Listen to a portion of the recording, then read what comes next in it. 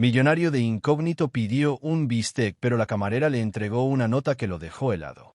La tarde caía con una lluvia ligera sobre la ciudad. Esa lluvia que no moja del todo pero impregna el aire con una melancolía difícil de ignorar.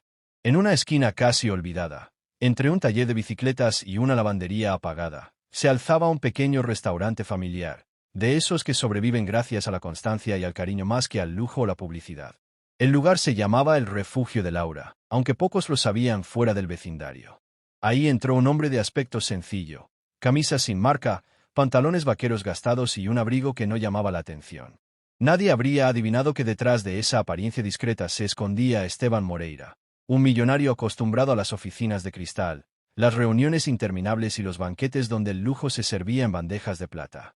Esteban había pasado las últimas semanas sintiéndose vacío. Lo tenía todo. Empresas, casas en 3 países, automóviles de colección, inversiones seguras. Pero cada mañana se despertaba con un peso en el pecho que ninguna cifra bancaria podía aliviar. Esa tarde, buscando escapar de sí mismo, decidió caminar sin rumbo por barrios que jamás visitaba. Se internó en calles que no aparecían en las revistas, con aceras rotas y farolas que titilaban como si estuvieran cansadas de alumbrar. Fue allí, casi por azar, que vio el letrero del restaurante y algo en él lo invitó a entrar. El aroma a comida casera lo envolvió de inmediato. No era la fragancia artificial de los grandes hoteles, sino ese olor cálido de la carne asándose, el pan recién hecho y el café que aún burbujeaba en la cafetera.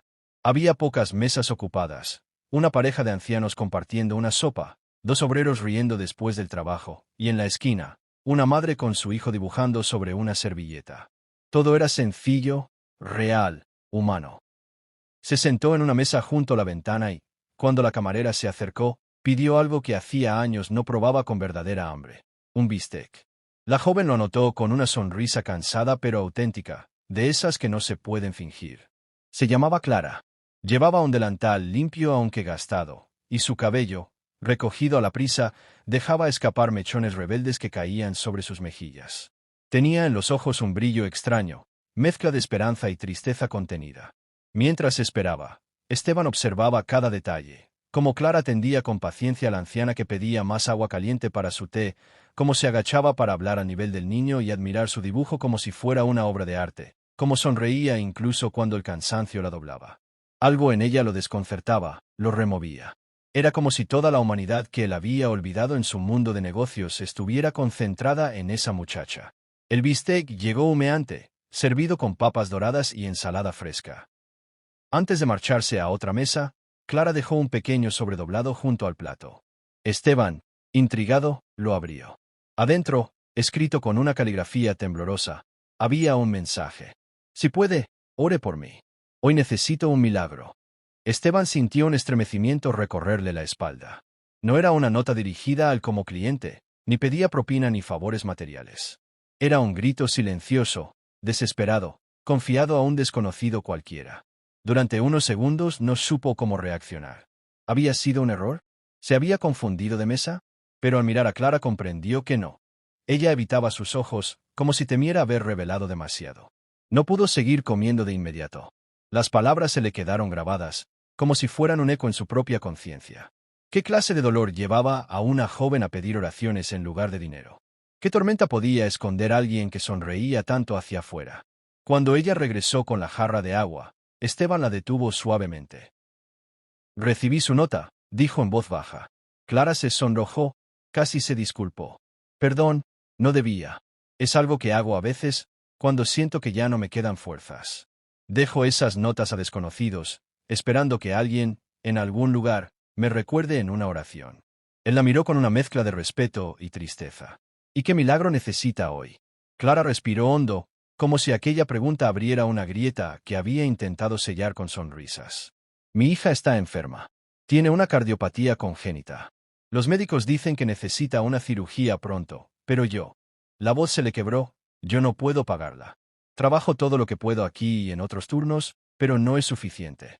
Solo me queda pedir a Dios y al corazón de la gente que, de alguna manera, suceda lo imposible». Esteban sintió un nudo en la garganta. Podría haberle dicho en ese instante que era millonario y que él podía cubrir la operación, pero se contuvo. Había algo sagrado en la forma en que Clara confiaba en fuerzas invisibles, En la dignidad con que hablaba de su hija sin pedir caridad, solo esperanza. Decidió guardar silencio y observar. Terminó su cena y pagó la cuenta, dejando una propina generosa pero no extravagante, para no despertar sospechas. Esa noche, en su ático de lujo, no logró dormir. La imagen de Clara, de su nota, de la niña enferma, lo perseguía. Pensó en su propia infancia. Él también había crecido en un hogar modesto, con una madre que se desvivía por él. Había jurado que nunca olvidaría de dónde venía, pero el dinero, los negocios, el orgullo lo habían hecho olvidar. Hasta esa noche. Los días siguientes regresó al restaurante, siempre de incógnito. Pidió platos distintos, conversó con Clara cada vez un poco más, y poco a poco fue conociendo fragmentos de su historia. El padre de la niña las había abandonado, los medicamentos eran costosos, y a veces Clara trabajaba 14 horas sin descanso. Sin embargo, nunca dejaba de reír con los clientes, nunca dejaba de dar palabras amables.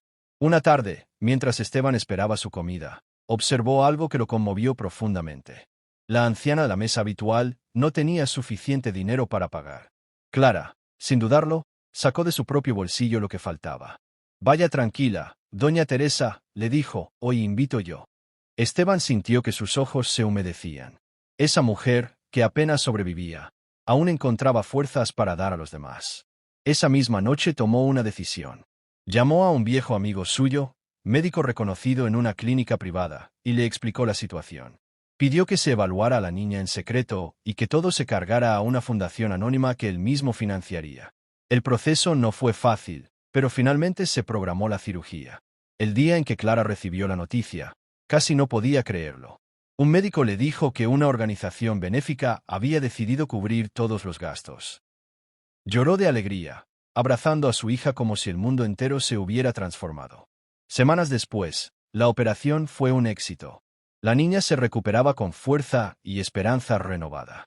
Clara regresó al trabajo, agradecida con esa misteriosa fundación que había aparecido como respuesta a sus oraciones. Pasaron meses antes de que Esteban revelara la verdad. Una tarde tranquila, mientras tomaba café en el restaurante, extendió a Clara un sobre. Dentro no había dinero, sino una carta. «No fui yo quien te hizo el milagro, fuiste tú. Tu fe, tu bondad, tu fuerza me recordaron lo que significa ser humano. Yo solo tuve la fortuna de ser un instrumento. Gracias por recordarme lo que nunca debí olvidar». Cuando Clara levantó la mirada, lo hizo entre lágrimas y sonrisas. Había reconocido su letra. No necesitaba explicaciones. Sabía que aquel cliente silencioso había sido el ángel disfrazado que el destino puso en su camino. Esteban, con una humildad nueva, comprendió que la verdadera riqueza no estaba en sus cuentas bancarias, sino en la capacidad de tocar la vida de alguien, de devolver esperanza donde parecía imposible. Y así, entre un bistec, una nota y una oración compartida, nació una historia que transformó a dos personas para siempre. Clara aprendió que los milagros llegan de formas inesperadas, y Esteban descubrió que el mayor lujo de la vida es la bondad. Estrella brillante, mensaje final. La vida puede cambiar con un gesto de compasión.